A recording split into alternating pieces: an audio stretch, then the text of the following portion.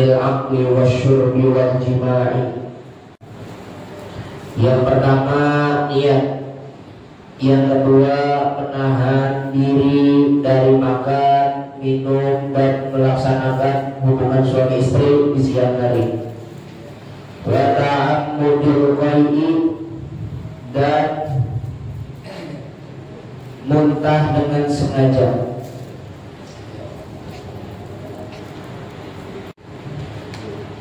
Segitu dulu dah. Yang banyak-banyak. Pada kesempatan yang lalu kita sudah menjelaskan tentang syarat wajib puasa. Syarat wajib puasa itu adalah sesuatu yang harus kita penuhi, sesuatu yang harus kita tunaikan sebelum kita melaksanakan beribadah. Selanjutnya, pada kesempatan kali ini adalah fardu-fardunya puasa. Fardu-fardunya puasa itu ada 4. Nah, kalau kemarin syarat, sekarang fardu. Apa itu fardu? Fardu itu adalah sesuatu yang harus kita kerjakan di dalam ibadah. Kalau syarat sebelum ibadah, kalau fardu di dalam ibadah. Artinya kalau kita mengerjakan sesuatu, sekarang ini puasa nih, mengerjakan puasa tapi tidak termasuk dengan fardunya yang kita kerjakan, maka puasanya nggak sah. Agar puasanya sah, maka kita harus mengerjakan fardu-fardunya puasa. Fardu-fardunya puasa itu yang pertama adalah niyatu, yaitu niat puasa. Kapan niat puasa itu? Kalau puasanya bulan suci Ramadan atau puasa wajib qoblal fajri, sebelum fajar. Maka jika sudah menunaikan sholat subuh kok baru niat, maka nggak sah. Jadi kalau niat puasa wajib, niat puasa Ramadan atau nazar dan sebagainya, kalau dalam kondisi sebelum fajar sah puasanya. Maka kalau sesudah melaksanakan sholat subuh atau ba'dal fajar, maka maka puasanya nggak sah. Begitu, ya. Maka orang Indonesia punya kebijakan yang unik, punya formulasi unik. Maksudnya formulasi unik itu apa? Bahwasanya setiap orang-orang yang melaksanakan sholat tarawih malam ada Bilal nuntun. Bilalnya nuntun, Bapak Ibu, mari kita niat puasa bareng-bareng. Nawaitu shauma ghadin an adai fardhi syahri ramadhani hadhihi sanati fardhillahi ta'ala. Ini namanya takbir, nyimpen niat.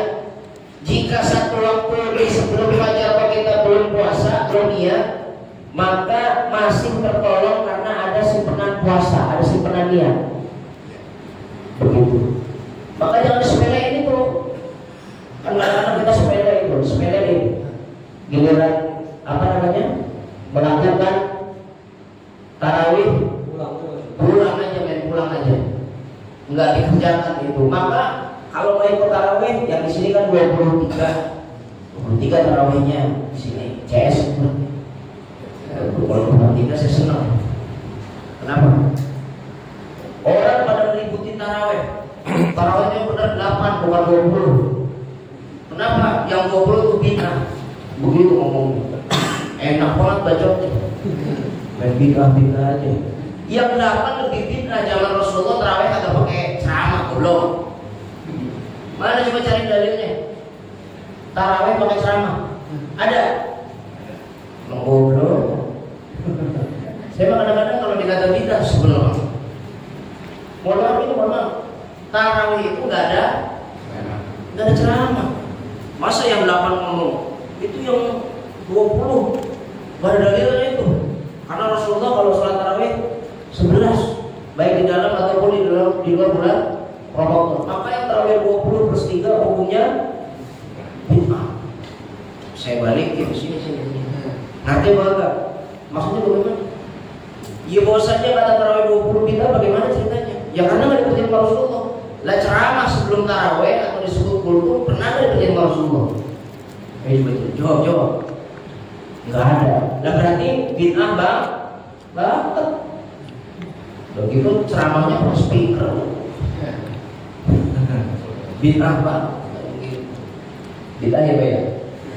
Jadi jangan main mudah bid'ah nih yang sebarang. Ibadah itu selama terpayungi dengan dalil, selama terpayungi dengan hadis Al-Quran, tidak dinyatakan bid'ah. Contoh yang paling gampang nih, yang paling gampang. Kata orang-orang belah sono, makan. Kalau di tempat orang meninggal, hukumnya bid'ah.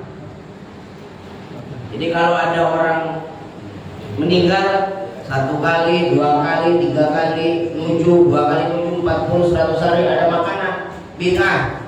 Zaman itu nggak ada sama Rasulullah SAW. Dia nggak ngerti yang namanya bid'ah itu kalau tidak ada dalil, baik Al-Quran ataupun hadis. Jika ada Quran dan hadisnya terpayungi dengan Al-Quran dan hadis, nggak bid'ah dong. Contohnya bagaimana? Rasulullah SAW bersabda, "It'amut ta'am." Amal ibadah yang paling baik itu ngasih makan. Tapi Rasulullah nggak pernah nyebut makannya di mana. Ngasih makannya di tempat apa? Ngasih makannya waktu kapan? Nggak nyebut Rasulullah. Maka yang demikian itu ini namanya itlaqul am, memutlakkan yang umum. Semua yang umum masuk. Andai memberikan makan semuanya adalah amalia yang baik. Mau di pengajian kasih makan gak bid'ah. Mau di tahlilan kasih makan gak bid'ah. Coba bayangkan ini Pak. Ini kalau mau main bid'ah-bid'ahan ini sebelum saya panjangin pembahasan ini.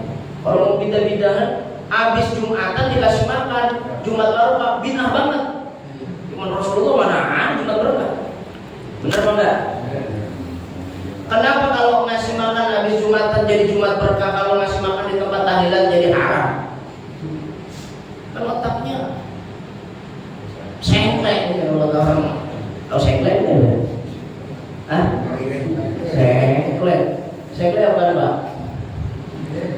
Ya itu dah sengklek. Paham nggak ini ya? Jadi Ramadan itu misalkan tarawihnya 20 ya. Di sini saya nggak bicara tempat lain, di sini 20. Maka ikuti peraturannya. Di 20 itu setiap 4 rakaat sholawat, setiap 4 rakaat memuji sahabat, baca doa yang mujir. Baca doa yang mujir di sini. Baca doa mujir nggak? Yang mujir itu baca nggak ya? Cuma sholawat aja pada sahabat dan pada Rasulullah gitu ya. Ya kan kalau di tempat-tempat lain ada doa mujir, tadi dan sebagainya kan gitu ya. Nanti setelah tarawih ada doa tahlilan, ikutin produknya. Kalau semuanya sempurna rampung, nanti kita akan lihat tuh. Ayo mari kita niat puasa bareng-bareng tuh. Nawaitu shauma ghadin, kan begitu ya. Nawaitu shauma ghadin itu menurut pendapat Imam Syafi'i namanya takbir, ngimbuh. Ngimbuh itu pisang yang belum matang dikasih karbit, namanya ngimbuh. Buah yang belum matang dikasih karbit. Begitu juga niat. Harusnya niat itu sebelum melaksanakan waktu sholat subuh.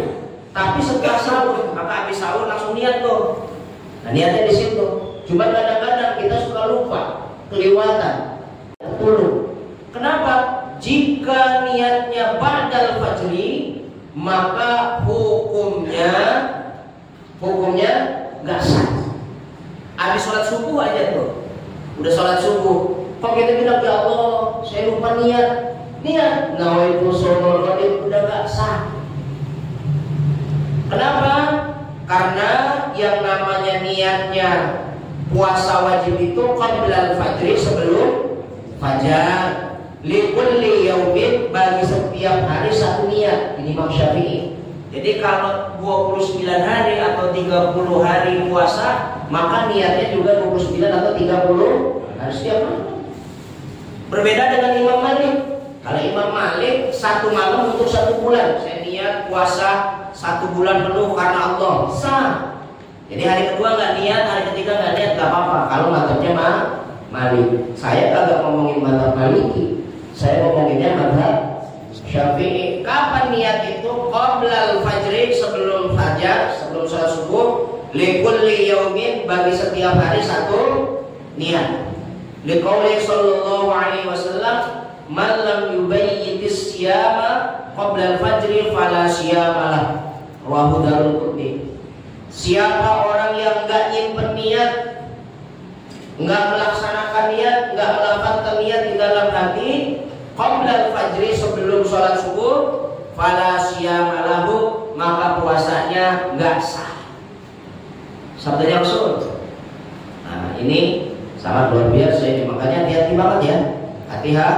Hati-hati. Beda kalau puasanya puasa sunnah. Kalau puasa sunnah dikasih kesempatan sama Rasulullah SAW, niatnya itu bisa sampai waktu zuhur. Sampai waktu zuhur. Kalau udah habis sholat zuhur udah nggak boleh lagi puasa. Contoh begini, Rasulullah SAW habis sholat subuh wiridnya panjang, biasain. Kalau sholat subuh wiridnya agak panjang, maghrib, isya pendekin, zuhur pendekin, maksudnya pendekin aja terlalu panjang gitu ya. Tapi kalau subuh panjangin, kalau bisa sampai suruh.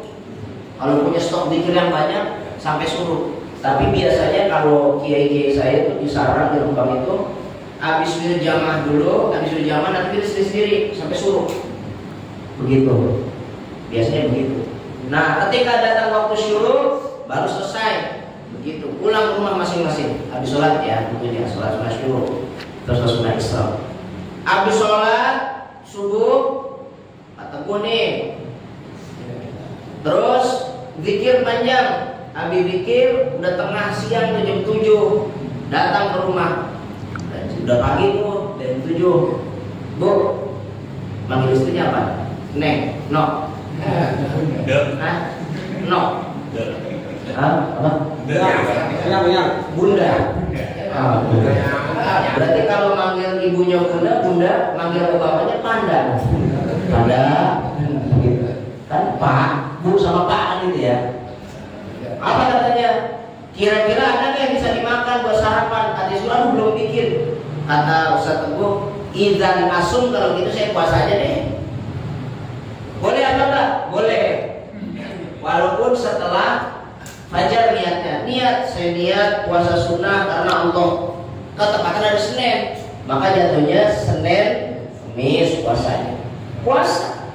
Kecuali di zuhur, nggak apa-apa. Sebelum zuhur gitu ya, waktunya sebelum zuhur, setelah zuhur nggak boleh.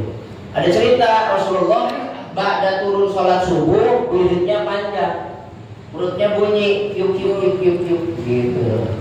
Perutnya bunyi. Turun sholat subuh, datang kepada Siti Aisyah, ya Aisyah, Aisyah, adakah yang bisa kita makan hari ini? Kata Aisyah, la syai'a ya Rasulullah, gak ada apa-apa. Kagak ada apa? Kagak ada apa-apa. Kata Rasulullah, kita nasum, kalau gitu saya puasa deh. Puasa Rasulullah. Puasa. Begitu. Jadi Bapak, kalau turun dari sholat subuh, agak lama sholat subuh, masuk ke rumah nanya sama istri, gini belum masak, belum ada apa-apa, jangan dibentak-bentak. Lu itu kan marah, lu gini macam apa lu? Jam segini belum masak, jam segini air sama kopi aja belum ada, gini macam apa lu? Kita kalau dibalikin, lalu kaki macam apa? Nah, repot ini, begitu kan? Repot ini kan gitu. Maka tahan. Kalau nggak ada, udah puasa. Rasulullah kayak begitu. Jadi menunjukkan bahwasanya puasa sunnah itu niatnya lebih fleksibel, niatnya lebih panjang waktunya. Nah, niat itu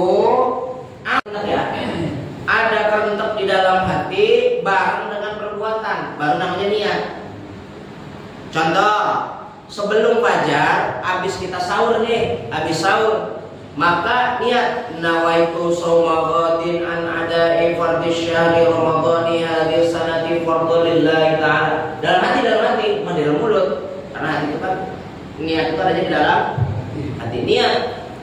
Setelah niat, maka dalam posisi itu langsung imsak. Imsak itu apa maksudnya? Menahan diri untuk agak makan, agak minum lagi. Namanya niat. Begitu. Niat sholat.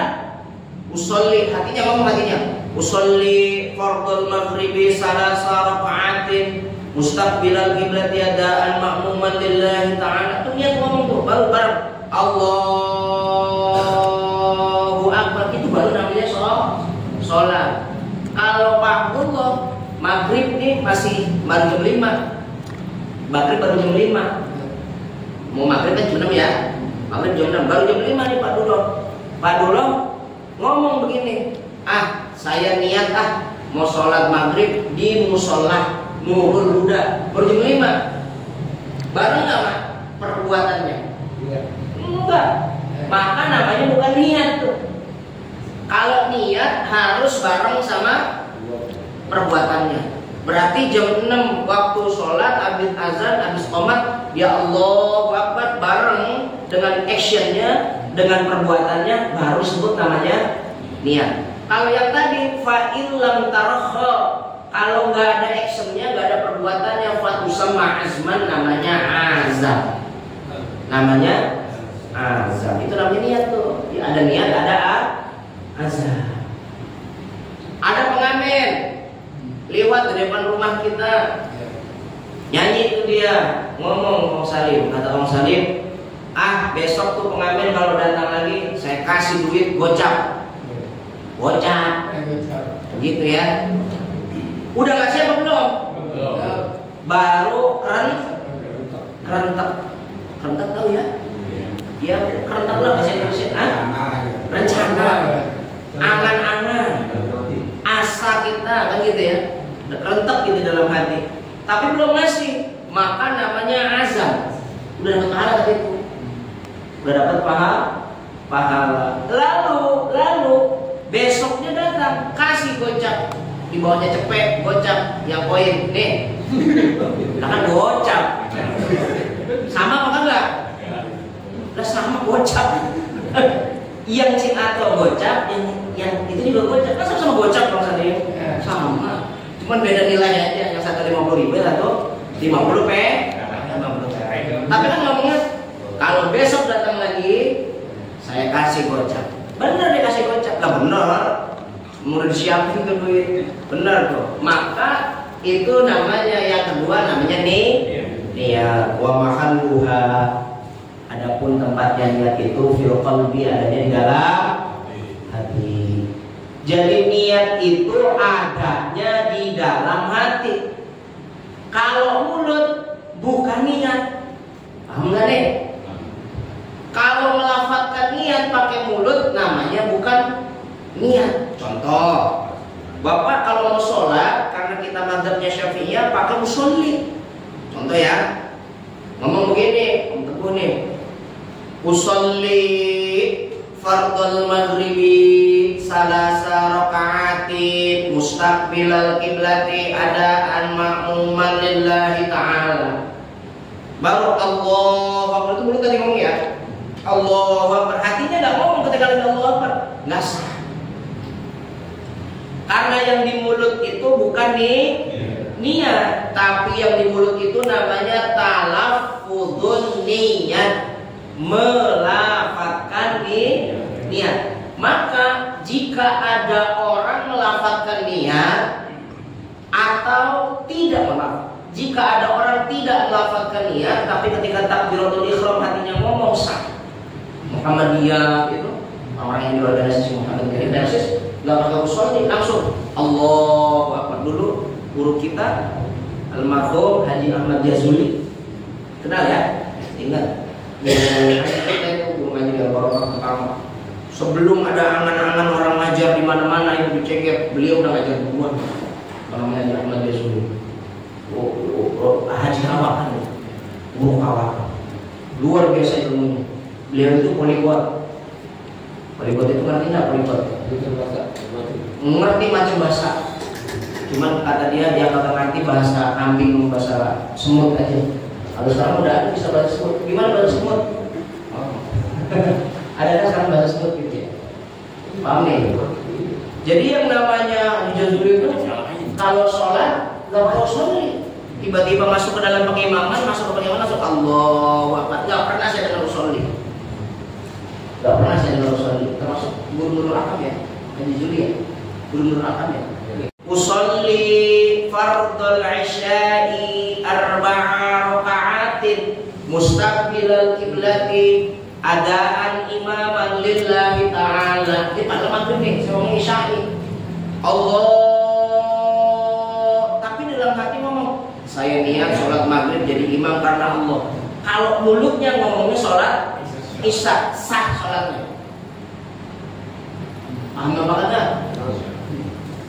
Kecuali ini sholatnya sholat maghrib, hatinya ngomong isya, usollinya maghrib. Ngomong usollinya maghrib, tapi hatinya ngomongnya isya, sholatnya sholat maghrib agak sah. Paham apa ini? Romo aja. Paham ya? Itulah namanya nih. Iya, dia itu penting. Bahkan dalam hadis-hadis seperti Arba'in Nawawi, dalam hadis Riyadhus Shalihin, itu bab pertama bab ikhlas namanya. Bab ikhlas itu dikutip ayat pertama sabda Rasulullah SAW, kalau innamal a'malu binniyat. Sesungguhnya sahnya amal itu dengan nih, atau oleh Imam Malik, sempurnanya perbuatan itu dengan niat. Masya Allah. Maka niat itu dianggap sebagai sulusul ilmi atau sulusul din, sepertiganya agama. Jadi agama itu terbagi menjadi 3. Sepertiga itu fi'lul jawarih. Fi'lul jawarih, perbuatan. Agama itu sepertiganya dilakukan sama perbuatan. Sepertiganya lagi fi'lul qaul, ya, jadi ucapan yang sifatnya ucapan, baca Quran kan gitu ya, 10 salam, ngaji itu kan pakai mulut gitu ya, ucapan. Ada yang sifatnya hati, rukunnya rukun hati, niat termasuk.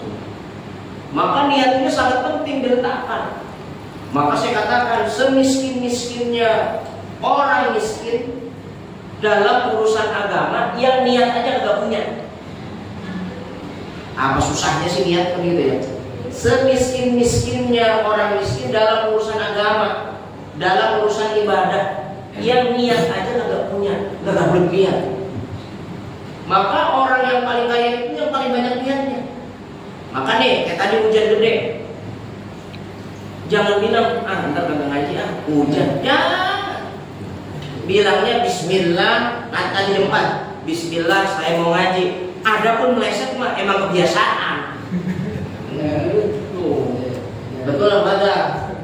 Adapun meleset mah emang kebiasaan. Tapi niatnya sudah dinilai sama Allah. Jadi orang di hadis Arba'in itu hadis ke-34 apa 38 atau 37 saya lupa. Bahwasanya orang beriman itu, orang Islam kayak kita nih, punya 2 keuntungan. Kalau niat jelek, ya, niat baik dulu. Kalau niat baik, kok nggak mengerjakan kebaikannya, dicatat 1 sama Allah. Niat baik nih, niat baik. Dia niat mau melakukan sesuatu kebaikan, tapi belum bisa dikerjain, niatnya aja udah di dalam ibadah. Kalau dikerjain, maka dikasih 2, niatnya dapat, perilakunya dapat 2, bahkan dikasih 700 sama Allah. Bahkan wallahu yudha'ifu liman yasha, Allah yang tahu. Itu begitu. Maka kalau udah niat, kerjain. Andai nggak terlaksana, yang penting niat udah ada. Maka nih Pak, kalau Bapak semuanya ngomong sama Allah, ya Rob, saya niat pergi haji tahun ini. Begitu. Ya Allah, saya niat pergi umroh tahun ini. Ternyata nggak bisa. Bulan Dzulhijjah lewat lagi. Emang agak berduit. Tanya, niat haji nggak? Niat. Setoran nggak? Kagak. Nabung? Enggak. Emang kenapa? Duitnya nggak terpakai mulu, duitnya nggak pernah kumpul terus. Nggak apa-apa. Niatnya penting nggak ada. Coba kalau orang kagak punya niat, jangan ya. Mohon maaf nih, ada orang duitnya banyak, mau haji furoda aja 800 juta, 500 juta bisa jalan ini. Tapi kalau nggak ada niat berangkat kemana? Ini kan bapak punya niat biar kagak berangkat, kagak berduit, gitu. Kan kita mah, mohon maaf ya, gitu. Duit itu kan kagak bersahabat sama kita. Masuk kantong lewat, kan begitu. Kita kejelekan, tapi besoknya nggak kerjain kejelekan itu karena ada niat yang semalam, maka meninggalkan kejelekan itu karena ada niat yang semalam dicatat pahala semua. Masya Allah, ninggalin kejelekan. Maka luar biasa ini. Kalau ada orang kata masuk surga, orang iman, orang Islam, goblok. Bahasanya goblok itu gobloknya banget ya. Jadi kalau ada orang Islam, ini bahasanya kasar nggak apa-apa. Saya lagi marah-marah, saya lapar saya. Saya dari rumah belum makan. Saya kalau belum makan ya ceramah begini. Ngamuk saya kalau belum makan. Makan suruh ngaji kan gitu. Ngamuk kan gitu. Adanya makan ringan semua. Kali-kali nasi padang apa kan gitu. Lebih lembut. Ya, kamu kayak gitu. Jangan dipikirin. Kalau dipikirin dimasukin dalam hati. Jangan Islam kok nggak bisa mendulang pahala? Bodohnya kebangetan.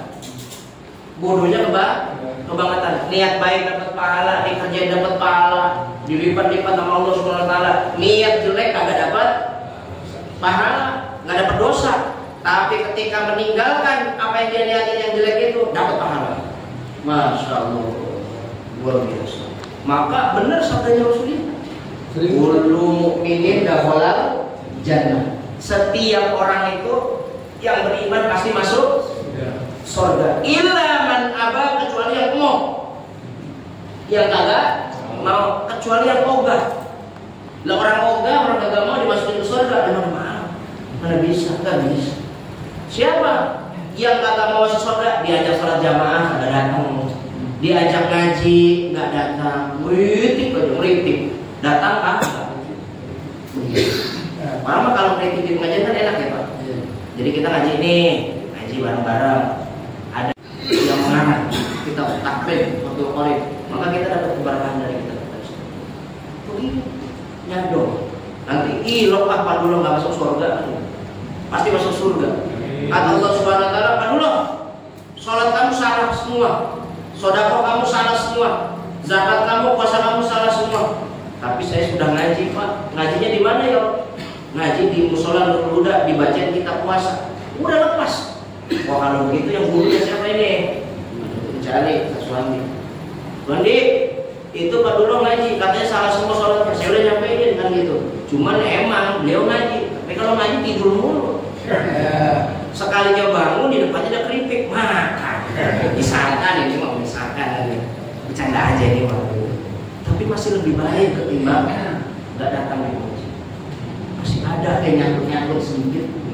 Makanya pengajian itu kira-kira nih Pak, menurut saya kelihatannya meremeh gitu. Kelihatannya sepele, remeh, sepele, kayak nggak ada harganya tuh pengajian itu. Tapi ternyata yang menyelamatkan kita dunia dan akhirat itu ngaji.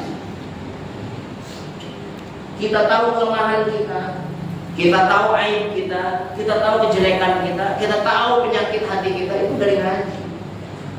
Orang alim itu datangnya dari ngaji. Oh, hati-hati nih Pak. Kalau kita sekolah terhadap anak kita bela-belain, anak itu harus SD negeri, SMP negeri, SMA favorit, kuliah nanti dapat beasiswa favorit lulus, bisa cari kerja lebih mudah. Kan begitu proyeksi kita. Cuman kenapa ketika ngaji kok kita nggak punya proyeksi kayak gitu? Kamu ngaji harus benar, TK, SD-nya harus benar, MI-nya harus benar, MTS-nya benar, MA-nya benar. Nanti kuliahnya juga harus ngaji dan lain sebagainya. Kenapa? Karena ngaji yang bakal nyari kamu masuk surga. Tiket masuk surga itu dari ngaji. Gak mungkin kita bisa sholat kalau nggak dari ngaji. Gak mungkin kita bisa baca Fatihah dengan benar kalau nggak ngaji. Bisa Pak saya baca Fatihah nggak dari ngaji, nungutin, dengar dari orang dari sini, banyak salahnya, banyak keliru. Coba lihat Muammar, Kiai Haji Muammar ZA bisa melantunkan Al-Quran begitu indahnya, begitu baiknya. Apa gak ngaji? Ngaji puluhan tahun. Ini mau ngaji baru TPA aja, ngomong dulu ya. Saya ngaji proses dulu, TPA, Taman Pendidikan Al-Quran. Nah itu kan sekelas TK. Diajak ngaji udah kagak mau. Ayo ngaji malam Selasa. Malam apa ini? Malam Rabu. Ayo ngaji malam Rabu. Lu aja duluan nitip dah gua dah. Gitu. Nih, ngaji nitip. Ngaji nitip. Ada aja gitu. Di sini Masya Allah kagak ada ngaji nitip. Di belah sono ada ngaji ya. Ngaji nitip. Ayo ngaji. Aduh, nitip aja dah. Enggak ngaji nitip. Kalau belanja mah nitip. Cocok gitu ya. Ngaji jadi nitip. Gimana itu? Pandangan itu masuk. Nah, pandangan itu ada, masuk surga mas sendiri-sendiri. Maka kata Rasulullah SAW, yang kagak mau sholat berjamaah, yang kagak mau baca Quran, yang kagak mau puasa, yang kagak mau sedekah, yang kagak mau zakat, yang diajak ngaji nggak mau, maka kata Rasulullah SAW itu adalah illa man aba, kecuali orang yang kagak mau. Bapak ini ngaji nih. Jamaah sholatnya jamaah ngaji mau, berarti mau surga apa kagak? Iya loh kalau masuk surga, goblok kan? Pasti masuk, pasti. Gak percaya, ayo mati duluan. Ayo mati duluan kalau percaya. Nanti kalau misalkan ternyata ngapunten nggak masuk surga, kata, saya nggak masuk surga dia kata kaya, balik lagi. Ustaz gimana sih kan gitu? Saya udah masuk surga nih kan, balik lagi, susah amat sih. Paham gak ya? Maka karena niat itu fiilnya hati, tempatnya dalam hati, perbuatannya hati, gampang itu. Jadi itu gampang. Maka segala kebaikan harus disimpan niatnya. Besok ada wasilah subuh, hari Sabtu diceker, saya niat bismillah ikut. Niat dulu. Urusan datang mah emang kadang-kadang ada aja gitu. Maka dulu ada setan Pak, iblis zaman Rasulullah. Ini ceritanya unik. Setan mau masuk masjid, malu-malu. Baru mau buka pintu, keluar lagi. Buka pintu, keluar lagi. Rasulullah mau sholat datang. Melihat ada setan, kok setan was-was begitu kan gitu. Baru kali itu ada setan was-was. Dipegang Rasulullah. Ada apa ya Rasulullah? Kenapa kamu kagak masuk? Ya Rasulullah, ada orang di dalam lagi sholat. Saya mau godain, mau saya ajak kesalahan, mau saya ajak keliru. Cuman dia itu bodoh sholat. Saya biarin aja dah. Saya takut kalau saya godain, takutnya orang yang lagi tidur di sampingnya itu bangun. Lah, kok lebih takut sama orang tidur ketimbang bangun kata Rasulullah. Yang tidur itu alim ya Rasulullah. Yang tidur itu gay ya Rasulullah. Takutnya kalau saya godain orang yang sholat itu, ternyata bangun itu orang, dia benerin sholatnya. Wah, cilok saya nggak dapat mangsa. Oh begitu. Maka sabda Rasulullah, naumul alim khairum min ibadati al-fabid. Tidurnya orang alim lebih baik daripada 1000 ahli ibadah beribadah tapi bodoh. Jadi Bapak lebih senang mana? Jadi orang yang ahli ibadah tapi bodoh, apa mendingan jadi orang alim tapi tidur mulu? Pak, mendingan mana? Jadi orang alim tidur mulu, apa jadi orang ahli ibadah tapi bodoh? Ahli ibadah tapi alim, gitu. Bapak pertanyaan begitu aja nggak bisa. Nih, saya kasih ilustrasi ya. Bapak jalan-jalan ke puncak, naik Mercy, masuk jurang, mati, kebakar ke mobil. Sama naik beca selamat, naik bajai selamat, mendingan mana? Naik Mercy selamat. Naik bajai selamat katanya. Naik Mercy selamat. Masya Allah, kok susah amat ngomong gitu. Mendingan mana? Naik Mercy ke puncak, nyemplung ke jurang, naik bajai tapi selamat, mendingan mana Bang Sadim? Katanya naik bajai selamat, salah. Naik Mercy selamat. Lah iya, salah, bilang sama saya, Ustaz salah pertanyaannya. Gitu. Ngomong, salah pertanyaan. Harusnya bagaimana? Yang benar naik Mercy selamat. Tuh baru benar. Berarti mendingan mana jadi ahli ibadah tapi salah mulu ibadahnya karena bodoh, apa orang alim tapi tidur mulu? Mendingan orang alim tapi ibadah. Begitu caranya.